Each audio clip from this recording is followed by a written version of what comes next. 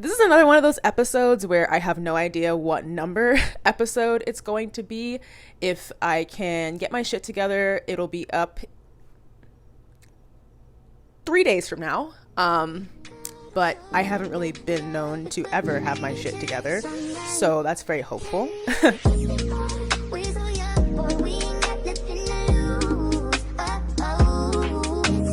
But I ran a poll on my Instagram a couple of weeks ago, probably a month ago at this point, asking if you guys would be interested in hearing me talk about the concept of divine feminine, and especially like how it relates to myself and my experience, but also how it's different, or how I see that it's different between, you know, the heterosexual expectations versus the homosexual expectations, if there are even any homosexual expectations. So I just really wanted to dive into this. This is definitely going to be a little bit of just a stream of thought, casual video for me, casual episode for me. Again, like I'll really be touching on my personal experience. So I'm not, it's not going to hurt me if you don't want to listen to this one. It's more therapeutic for me than anything. But before I hop into that, let's do some quick announcements.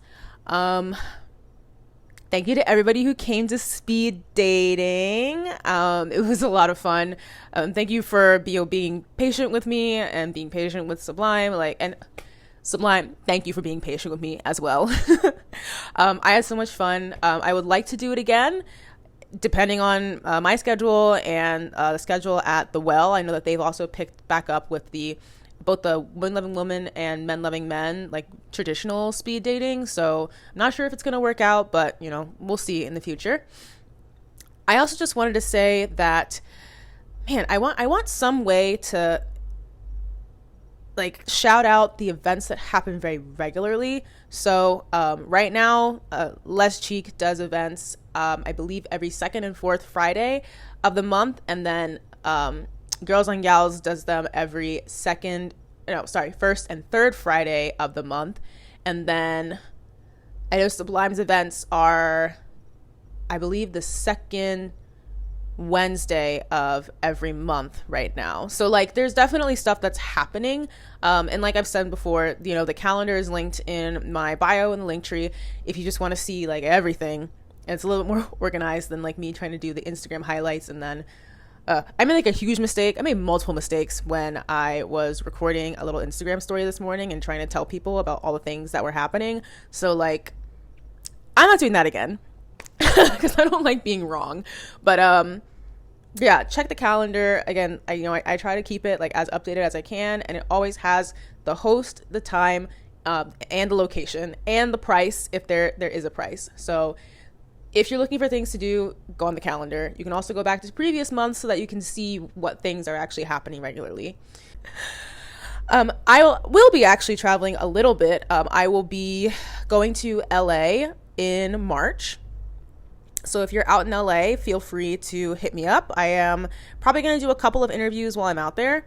And then I'm also going to Chicago in June. That hasn't been 100% finalized. I have one interview for sure. 2 other people I am looking to reach out to. But, if you're in the Chicago area, it's Pride Month, I'm looking for things to do, I'm looking for people to talk to, hit me up. I would love to meet you. Okay, I think that's enough rambling. That's enough updates. Let me hop into my horoscope. Oh, it's literally only been 5 minutes. I talk a lot. I feel like I talk a lot.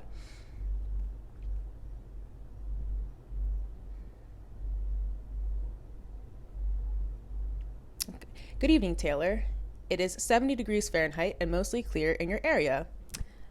That's cold. Today at a glance. You are always changing. Are you ignoring your sadness? Today, there's a little person in your head saying that it is self-centered to be spontaneous. It's not. You just need to learn that running means running away from yourself too. Be careful. Try not to hide from discomfort. Scream into pillow. Yeah, I will be doing that tonight. Impulses, amplifier. Don't. Blame games, cold sweat, nocturnes.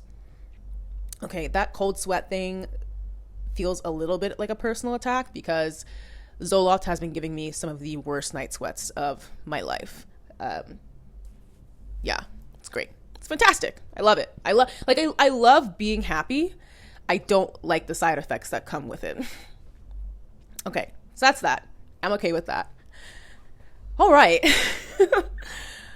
Let's hop into today's topic because it's a big one. It's a personal one. It really affects me. It's really important to me. So the reason why I was inspired to jump into this topic actually has to do with an experience that I had at the gym maybe like a month and a half ago.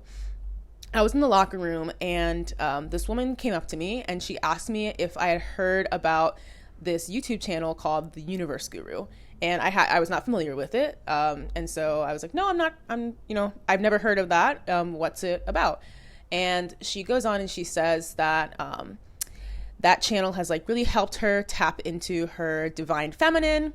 It's really helped her tap into her feminine energy. And when she was saying that set of words, I was very intrigued because like I'm someone who, I've gone through this very long journey of self-discovery before I really realized that I wanted to be femme, that I was most comfortable and most confident presenting feminine and really engaging in like hyper femininity as well. Like that's what I like to do and that's how I identify. So I was very intrigued. And then she follows up that statement by saying that, oh, it's really changed the way that men interact with her. And so in my head, I was like, oh, okay, well, this isn't relevant to me. But I was still interested in this, topic of divine feminine.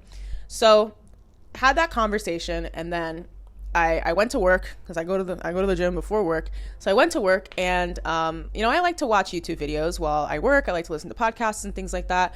So I decided to look up this channel and, hear what this woman had to say. Because I think that the topic of divine feminine definitely has come up like recent. It's like within the last year, it kind of had like a weird like resurgence. And I noticed both on like Instagram and YouTube. I imagine it probably was the same on TikTok, but I wasn't on TikTok at that point.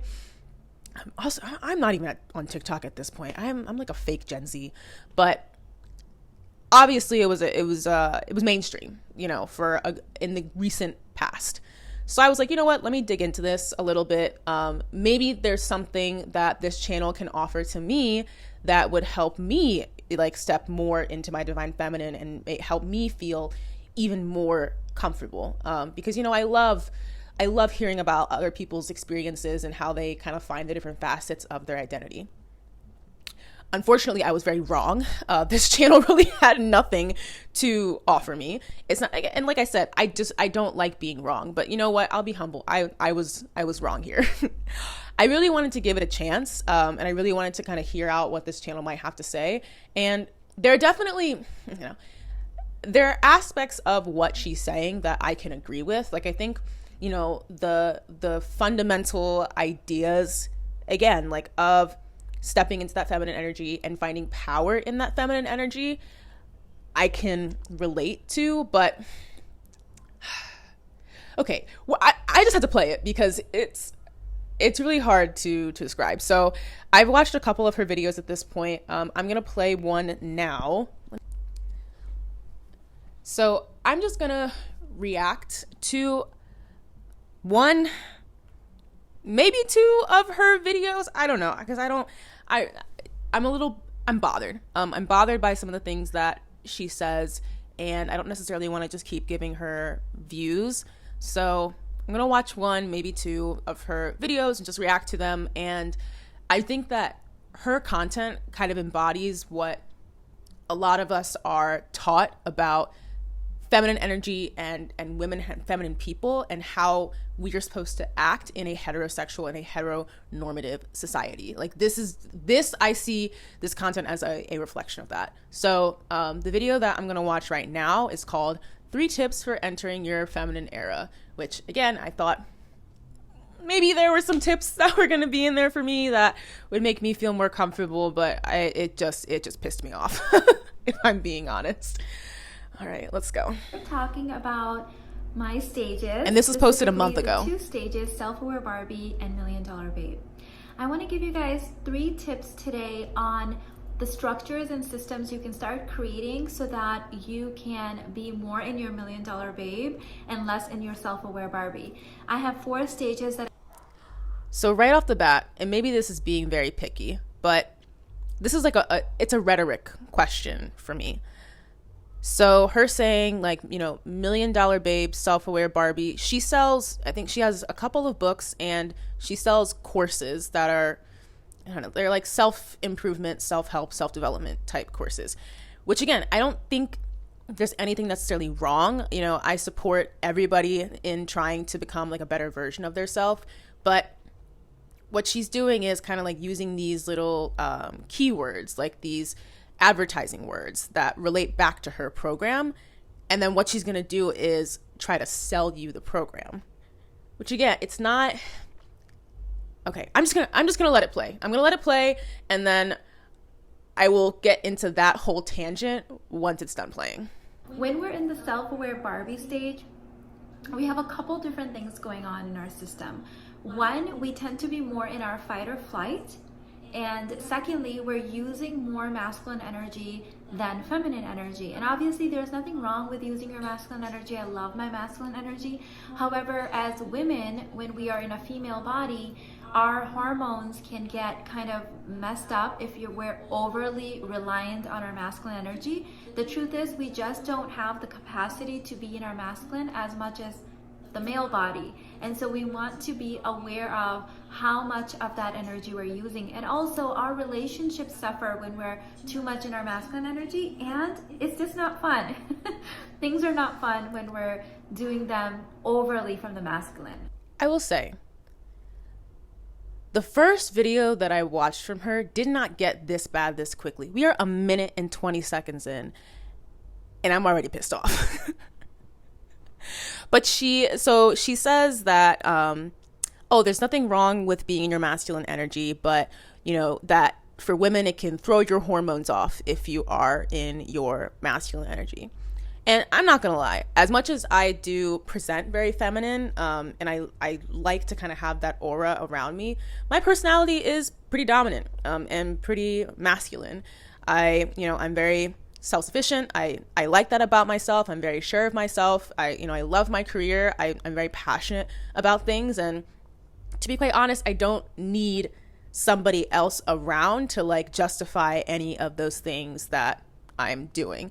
I like to hold the door open for girls. I like to pay the bill, you know, even though I don't have any money, but whatever. So yeah, anyways.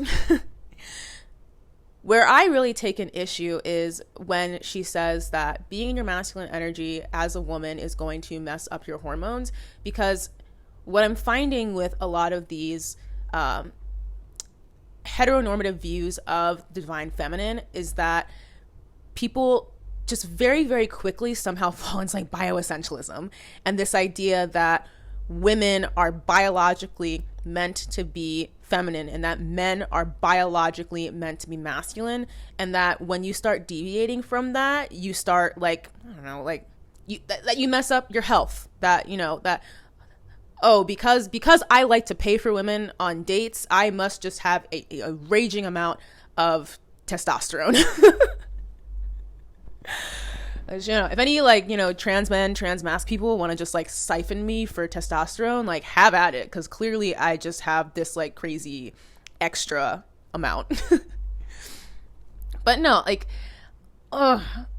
it's just scientifically untrue, and it's literally just wrong. It's at a fundamental factual level, it is incorrect to make that kind of assertion.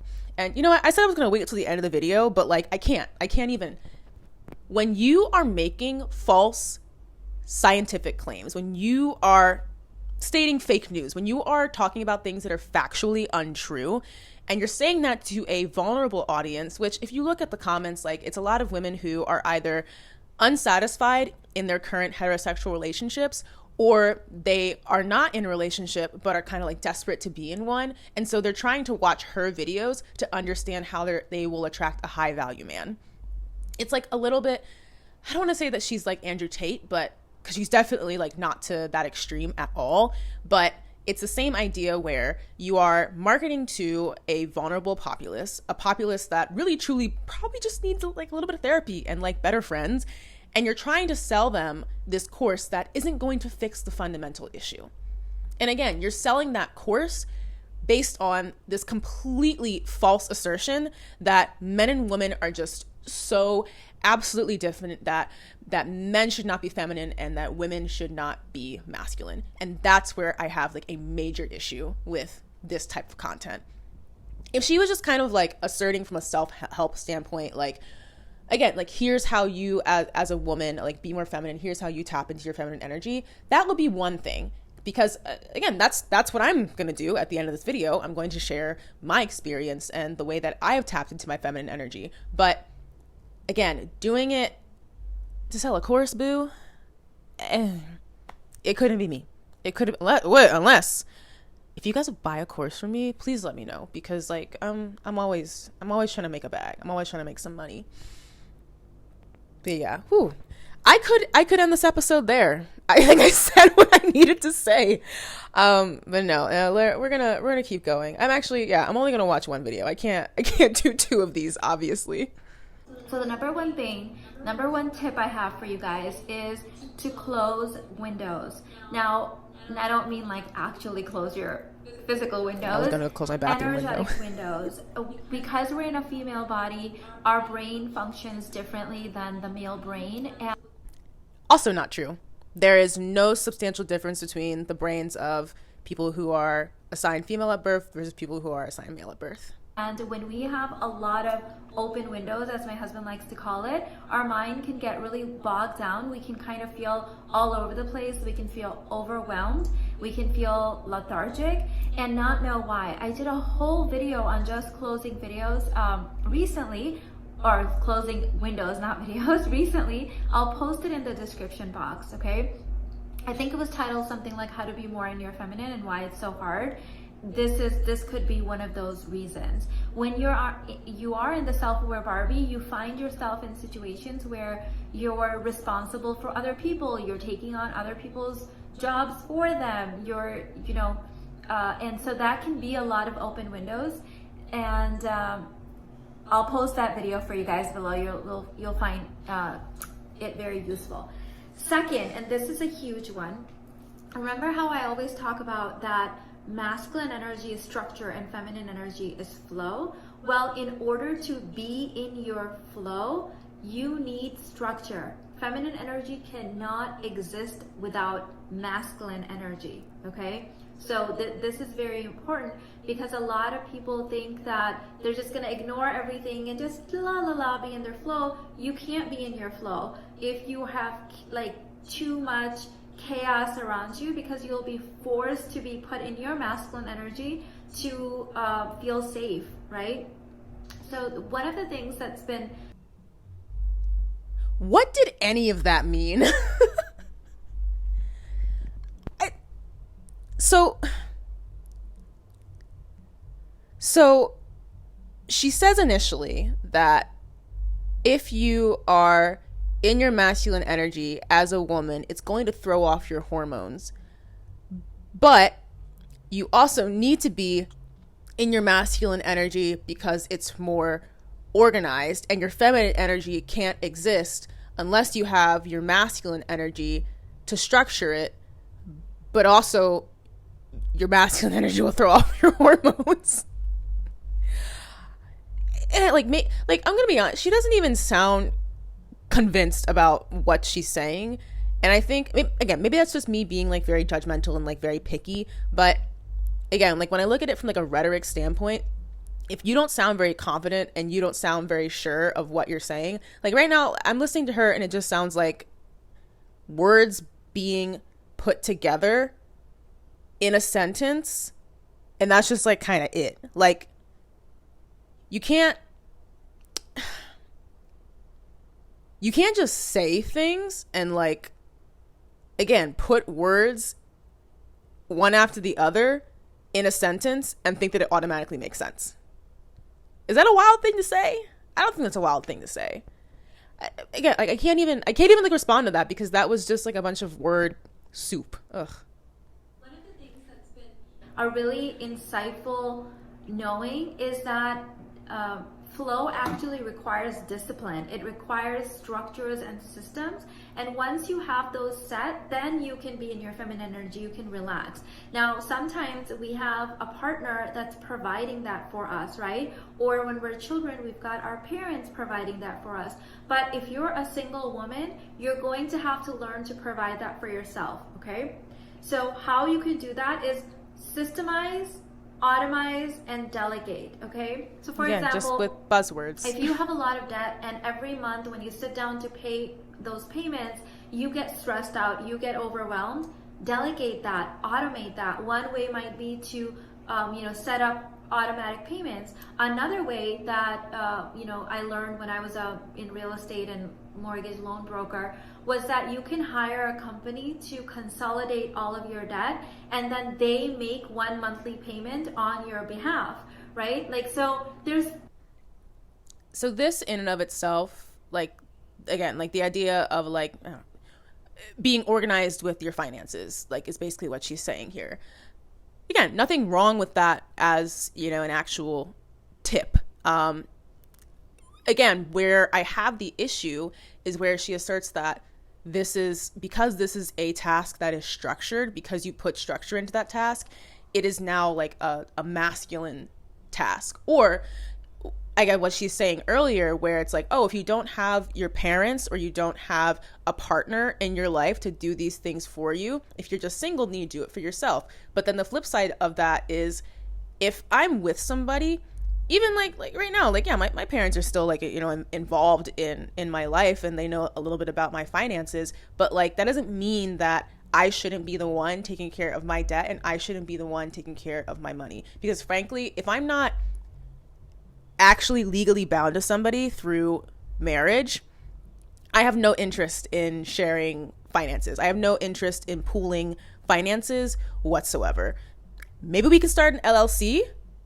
That I'm not opposed to, but like, no, like, I don't need somebody. And even if I was sharing finances with somebody, I don't need them to be in charge of that. I don't need them to be the masculine energy that takes care of that. If anything, both of us should be involved in that, because I can't imagine living in a household where only one person is taking care of debt or is taking care of, finances overall. And that's where I say, like, it goes back to the way that people view male and female roles in a heteronormative relationship. This idea that like money and finances typically is controlled by one person. Usually, I don't know, the visual structure of it is always that it's like controlled by the man, because the man is the breadwinner. But then the flip side of that is like the reality ends up being that in households where you have like one breadwinner, a lot of times whoever is staying home, typically a stay-at-home mom, is the one who's making a lot of the household decision, like the household purchasing decisions, because she's the one who's going out buying groceries. She's the one who's going out like restocking like laundry detergent and utilities and all that and whatever. So like, it's very interesting. It's a very interesting dichotomy, because like the reality doesn't always line up with these ideas that are pushed on us about like the way that men and women are supposed to act. Also, while I'm at it, debt consolidation is not always the best option. Please speak to a financial advisor. Do not listen to like random YouTubers about this kind of stuff. If there's absolutely no way to delegate it, then instead of worrying about it the whole month, set a reminder in your phone saying, on the first of every month, I'm going to sit down for 1 hour and figure this out and do it, and that's when I'm allowed to worry about it. So you're like, scheduling in your worry so that you are not worried the entire month about something, okay? And also, not to be another random YouTuber / internet personality that's giving financial advice, but I do automate like some of my finances, and it has like substantially reduced my anxiety. But I'm not anxious because I'm too in my feminine energy. I'm anxious because I'm mentally ill. So take that for what it is. The third one I'm going to say is that become aware of your inscape. Sometimes there's things that we do where we're constricting our energy or holding ourselves tightly and we're not even aware of it, and that can also put us in fight or flight. So for example, I have a really weird example. A few years ago, I noticed that after I was done doing my makeup, I felt really like tight in my jaw. And doing your makeup is a very feminine thing, right? Like, it's self-care, it's relaxing, it's supposed to be fun. So I was like, why do I have like tightness in my jaw after I do my makeup? So I decided to break up the process. And so as I was like, working out, I started becoming aware of my inscape, and I was working out, okay, not tight, not constricted. Taking my shower, not tight, constricted. And then I noticed that the minute that I started applying my foundation, it was something about me applying my foundation that made me clench my jaw. It was the most bizarre thing because I have no idea why I was doing this. Perfectly fine, perfectly understandable. Sounds more like a personal experience that you have and that you need to work through, as opposed to this like overwhelming experience that all feminine people, or that all people who are like steeped into the divine feminine, I don't think that that's an experience that everybody has. Because I do my makeup. I don't think I'm tense when I do my makeup. Am I?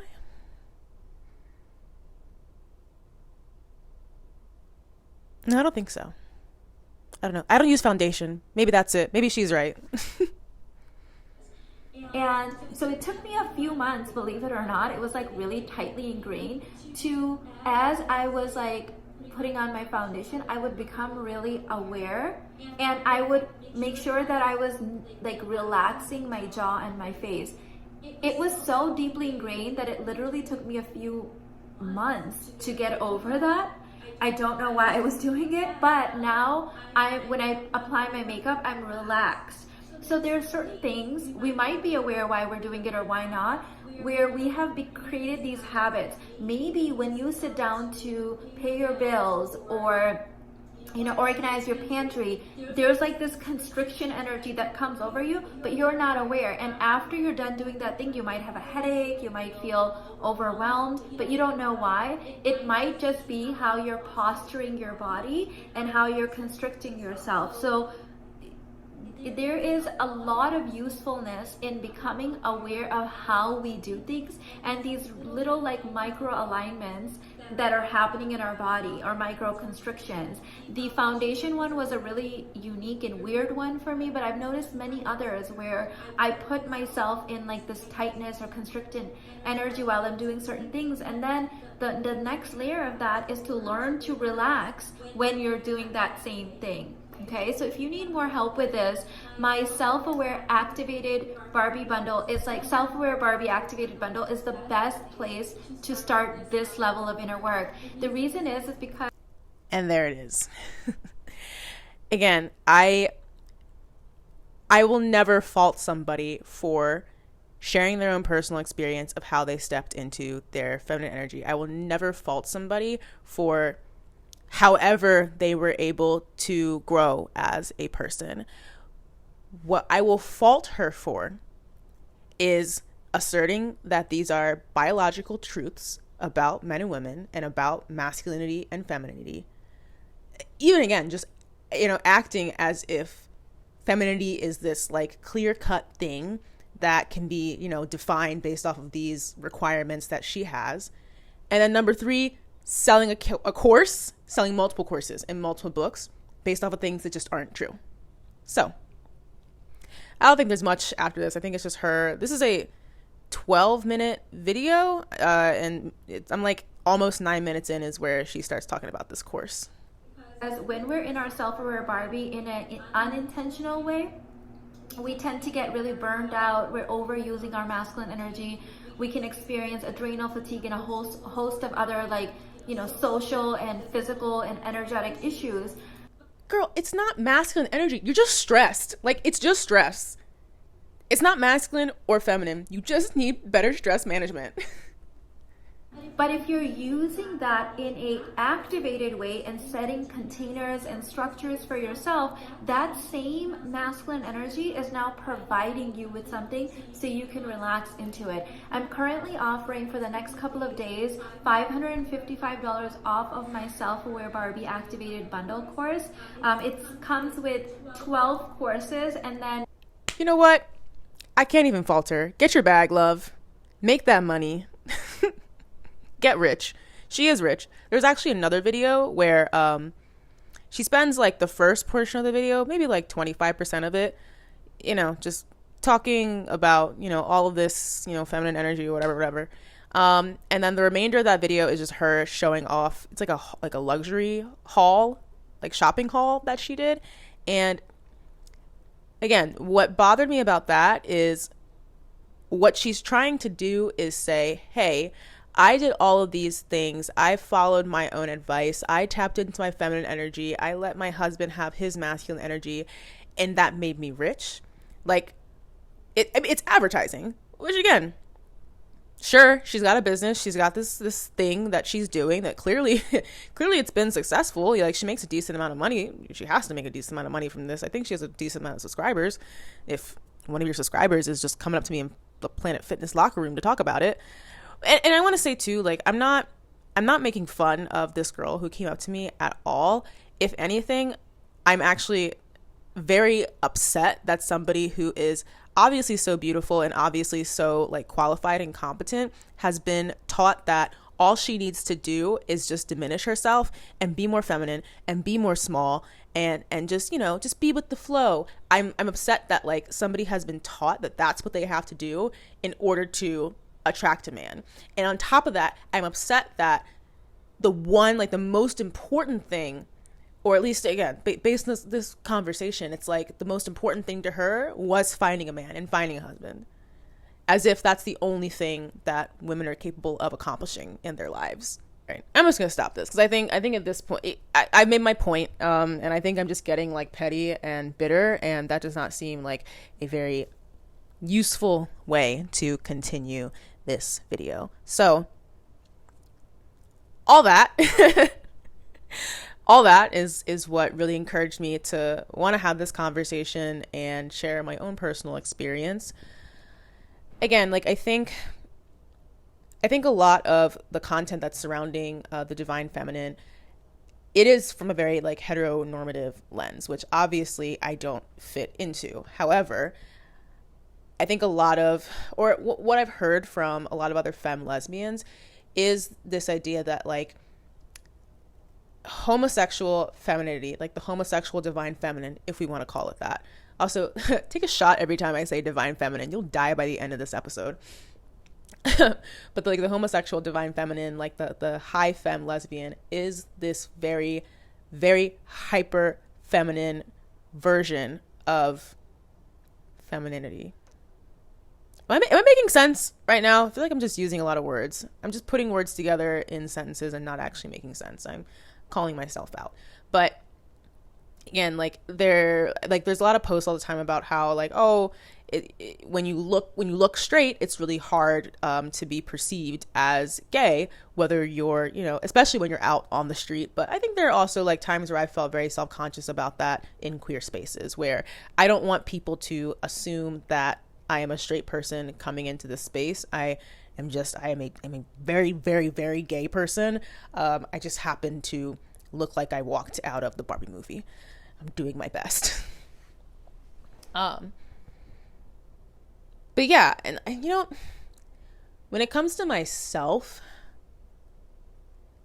I definitely was a tomboy growing up, and I think I still have this very like outdoorsy, kind of like scrappy vibe to me, which I really enjoy, and it makes me happy.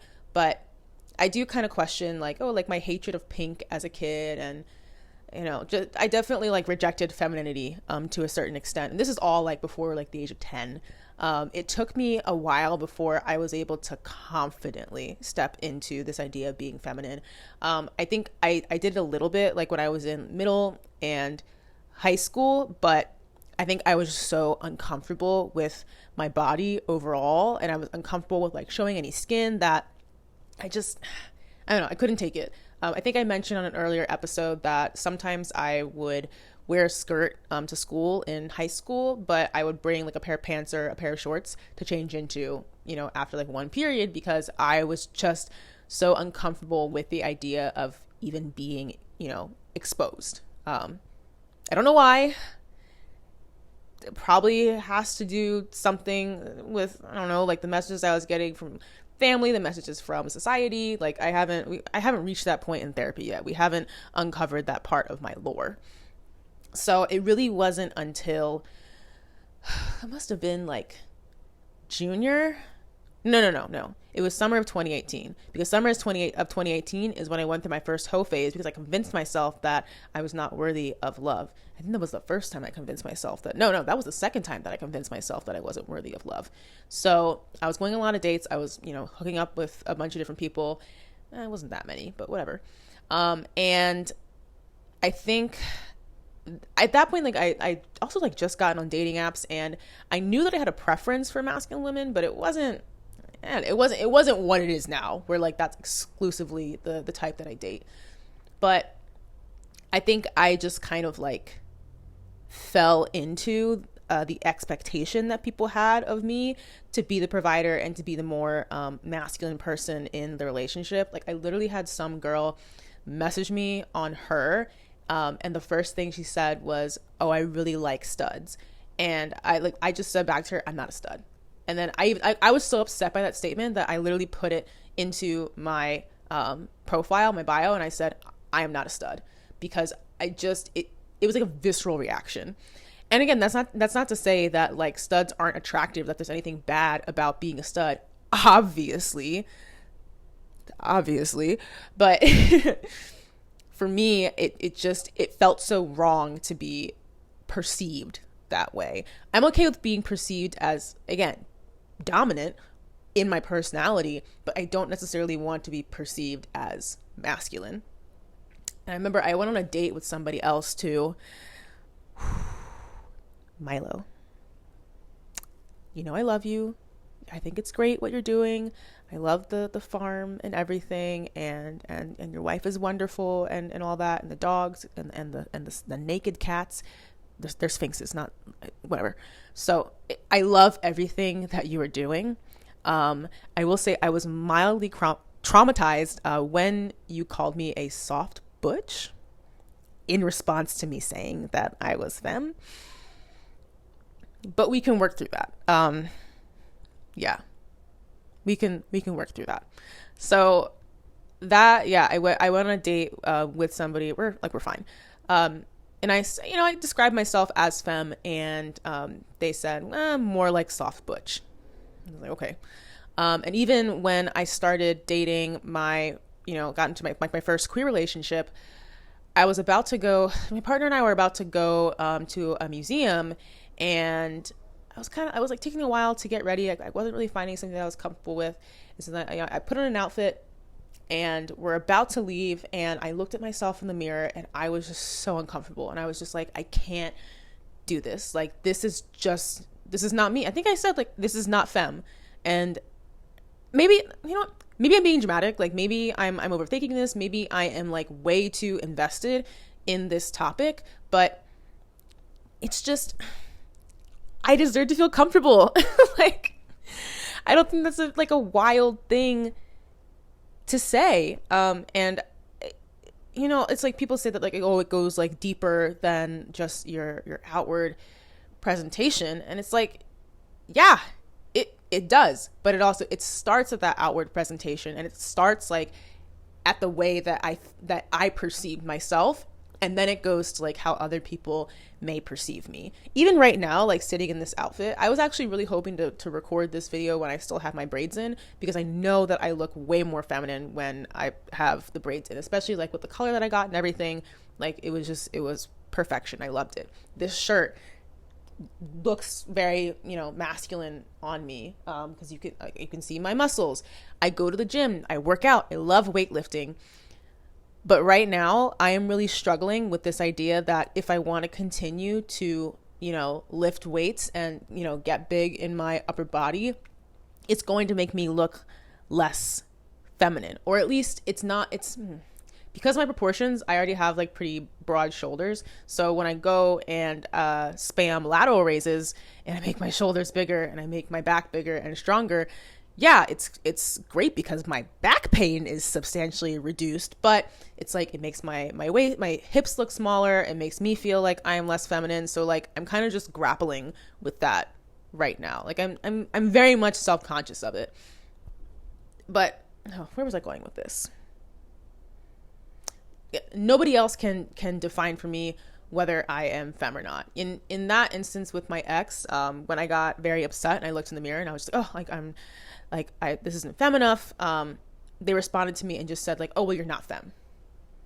And then when I put on a new outfit, they were like, what do they say? They're like, how is this femme? Like, or this isn't femme. Like, just immediately pushed back on it. And I mean, there were multiple times where like they pushed back on like different parts of my identity, and it was a whole mess. But I mean, like I was saying before, like nobody else can define that for me. So that conversation I think happened, that was like December of 2018 or January of 2019, somewhere in there. And then the following summer is when I moved to Miami.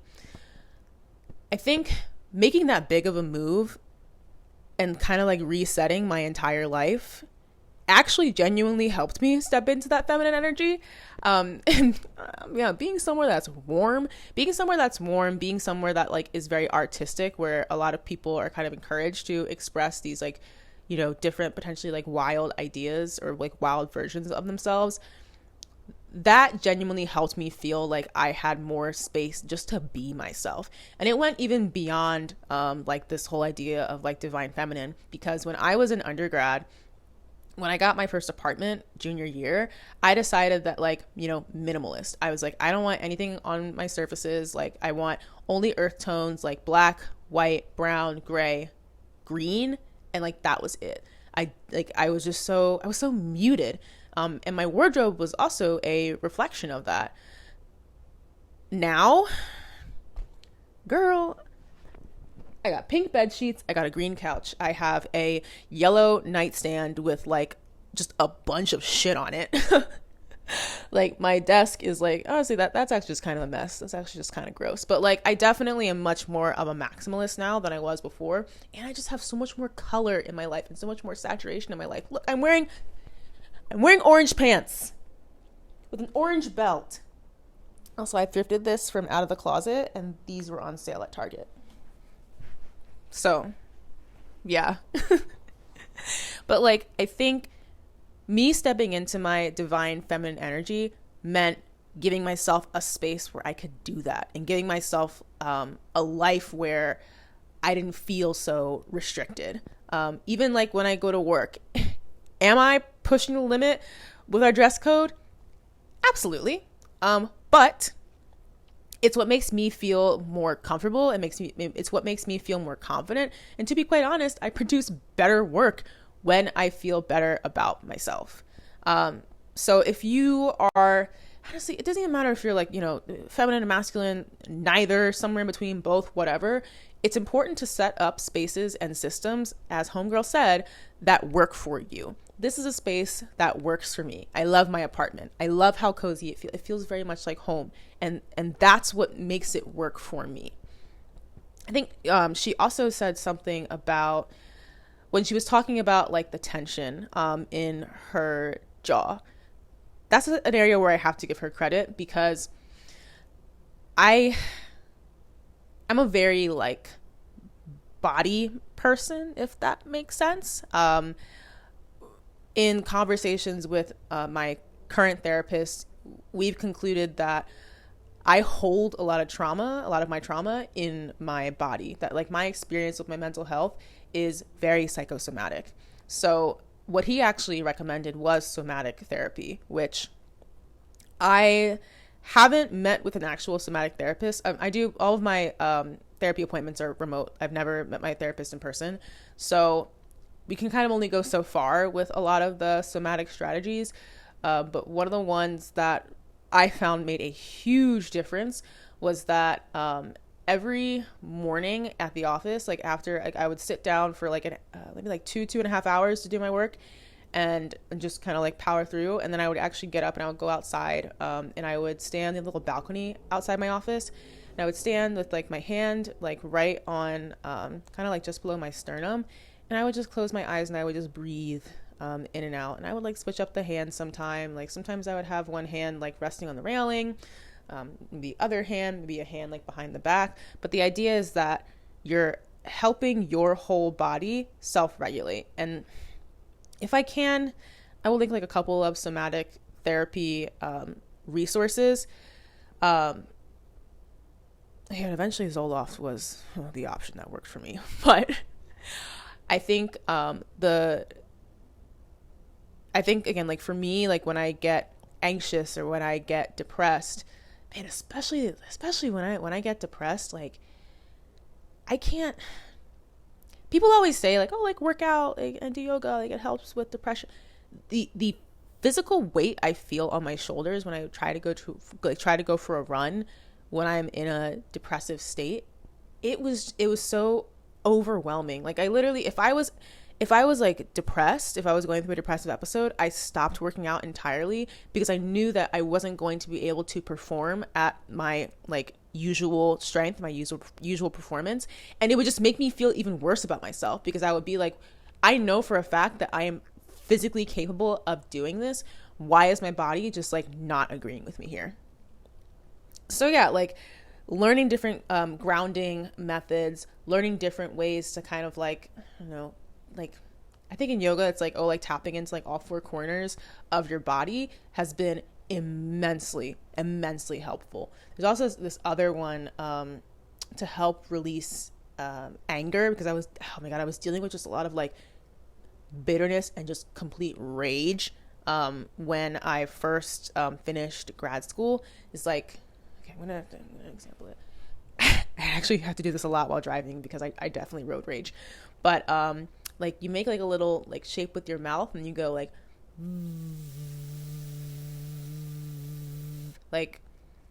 you're a bee and you're buzzing. See, it released the anger. It made me giggly, made me excited.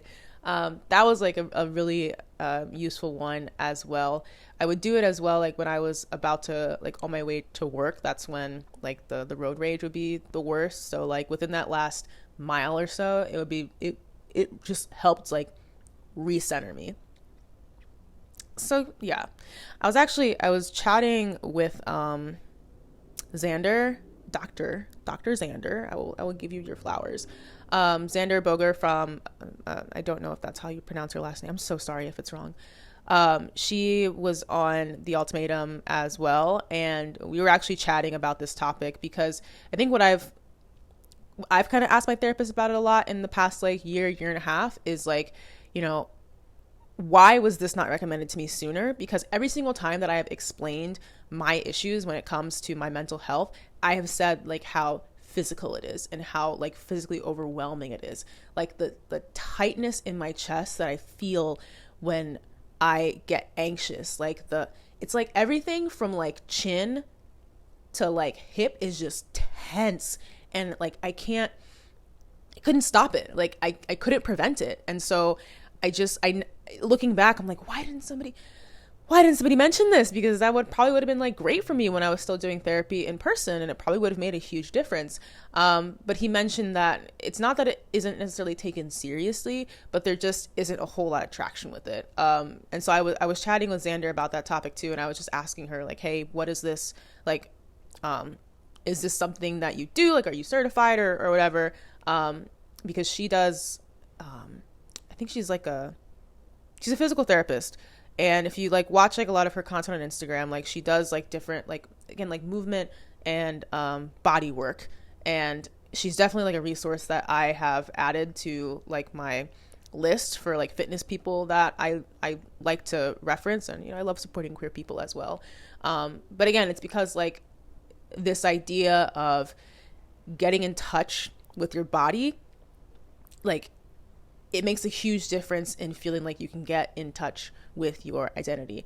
And like Y'all see the things that I wear. I have no issue showing skin these days. I probably should work on that a little bit, but it's still like, it's like I'm not just doing it to like be raunchy per se. I do it because I'm like, oh no, this is actually just a cool outfit, and I really like this, and I'm really having fun. And I don't always show skin like all the time. Like even today, I'm like I'm very modest. I'm very modest today. But again, it's not about like, you know, my ability to like show skin or not show skin. It's my ability to put something on and feel comfortable, like in any situation. Like if I can pick something out of my closet where I'm like, this is a really cute outfit, I'm putting this on, I like how it looks, I like how it looks on me, that's kind of like what I am aiming for. It also definitely influences my relationships with other people, especially in like giving people access to my body. Do I really want to go into this? Yes, I do. I do want to go into this. I can't do hookups. It's not good for me. It's not healthy for me. And I think it really has to do, again, like with this idea of trying to find ways to feel like safe and protected in my body, or even I guess just like keep my body like safe and protected. I don't always really want to give other people access to me, especially if I don't know them very well, if I don't trust them very well. Obviously there's like a, you know, like a mental validation that comes with knowing that somebody wants you or knowing that somebody finds you attractive. But I think like for me, I've left so many experiences with other people where I just feel completely out of myself and I feel completely like detached from myself. I'm probably dissociating in those moments. And so I really just have kind of just said no. Like it's not gonna work for me, and it is what it is. But I think that's also like helped me feel like I have a lot more control and a lot more agency by being able to say like, no, like you don't have access to me. Oh, but like this other person in this situation who I know respects me and who I know will like, you know, will take care of me and who I know, you know, genuinely cares about me, I will let them have access to me. If that makes any sense. Okay. I feel like I'm rambling again. Again, that's like the self-consciousness for me. So, okay, what else did I do to tap into my divine feminine? Moving, taking care of my body, taking care of my mind. I think also surrounding myself with people who allow me to tap into that energy. Lately, I've really enjoyed just like being a girl's girl. Even like when I'm with my male friends who are very like staunchly in their masculinity and, you know, don't really even want to touch their femininity at all. I find that I am less likely now to modify my behavior in order to match their energy. Like I am much more likely to just, you know, continue being myself and being like, you know, like what makes me feel comfortable, and like it works out. Like I don't know, like I hate this idea that like, oh, like men and women can't be friends, like it never works out. Yes, it does. You all are just weird. Like you all just need help. You can be friends with somebody of the opposite gender, and then on top of that, if you think that a man and a woman cannot be friends because someone's always going to be into the other, baby girl, how does that work in same-sex relationships? Tell me. Am I not allowed to have other female friends because I'm attracted to women? Am I not allowed to have other masks and other studs as friends, which I do, because I'm just going to be attracted to them and I'm going to cheat on my future partner? Make it make sense. But that's a tangent. Again, having people around who aren't going to stifle that energy from you has been very nice. And I do, you know, I appreciate my male friends for playing along. because sometimes there's also like usually like an age gap between me and a lot of my friends. I have a lot of like friends who are in their 30s, so like that also kind of like plays into, you know, the way that the relationship is structured. But even like my friends who are younger than me, especially I have one friend in particular. She's also just like a girl's girl, and it's like when we've been going, we're now regulars at Bonefish Grill. They have this thing called Martini Mondays where the martinis are only $7. So like we've been going and just like ordering martinis and eating bread and getting appetizers, and like something about that experience that just feels like so feminine, but it also just feels like incredibly fulfilling. I think I just described having friends, but whatever. Again, being around people who aren't gonna like suck that energy out of you or like make you feel guilty for doing what feels comfortable, I think that's incredibly important. And then I think like the last thing that I did was definitely like having a mood board.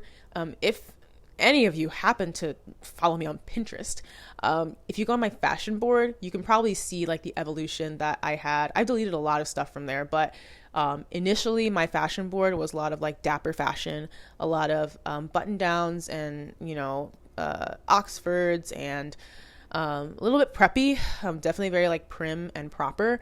And now it's like, I don't even want to say that it's like not like that same level of like classiness, but it's so much more colorful.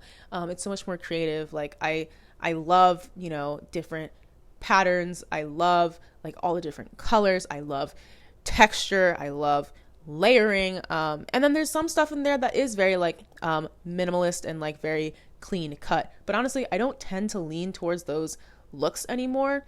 Maybe in like the silhouettes for sure. But again, I want to be like this very like bright, expressive person, because honestly, for most of my life, I wasn't that. And it wasn't because, I don't know, it wasn't because that's what I wanted to do. It's because that's what felt the safest. And I'm tired of being safe. I don't need to be safe. And realistically, I can look like this and I can present like this and I can still keep myself very safe.